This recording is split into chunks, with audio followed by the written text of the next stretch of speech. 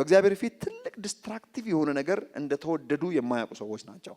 ብዙዎቻችን ብታምኑም ባታምኑም አትሊስት እዚህ ቤተክርስቲያን መወደዳችንን እናውቃለን። ግን የተወደድንበትን ሙሉ ዕውቀት አለን ብል እናንተም ትስቁብኛላችሁ። ሁላችንም እኔም ጨምሮ የተወደድኩበት ሙሉ ፍቅር ቢኖረኝማ ዛሬ እዚህ አታገኙኝም ነበር። የት ሄድ ነበር እንዳትሉ፣ የተወደድንበት የፍቅር ልክ ኢየሱስ ክርስቶስ ሜዠርመንቱን ተናግሯል። እኔን በወደድክበት ፍቅር እነሱን ወደድካቸው። ስለዚህ this is the measurement። አብ ልጁን ምን ያህል ነው የወደደው? እኔና አብ አንድ ነው የሚለው ነው መልሱ። በቃ እኔና አብ አንድ ማለት እግዚአብሔር ነኝ ማለት አይደለም። ስለ አባትና ልጅ ፍቅር፣ ስለ አባትና ልጅ አንድነት፣ ስለ አባትና ልጅ ህብረት ነው የሚያወራ። ልዩነት የለውም። የተወደደ ልጅ በተወደደ አባቱ ቤት የአባቱ የሆነው ሁሉ የእርሱ ነው። የአባት ክብር ልጅ አለው ወቁ።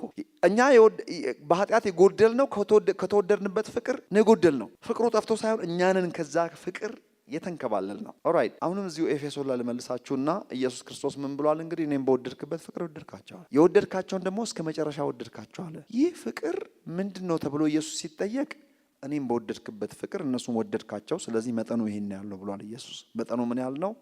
ኢየሱስ ክርስቶስ የተወደደበት የፍቅር ልክ ነው። አብ ስለ ልጁ ሲናገር በእርሱ ደስ የሚለኝ የምወደው ልጄ ይሄ ነው። አሁን ኢየሱስ ክርስቶስ የተወደደበት ፍቅር አብ ስለ ልጁ የተናገረው አዲስ ፍቅር እንዳይመስላችሁ። አዳም በአፕል የቀየራት ኦሪጂናሊ ሰው የተፈጠረበት በእግዚአብሔር መልክና አምሳል የተፈጠረበት ሙሉ ፍቅር ነበረ።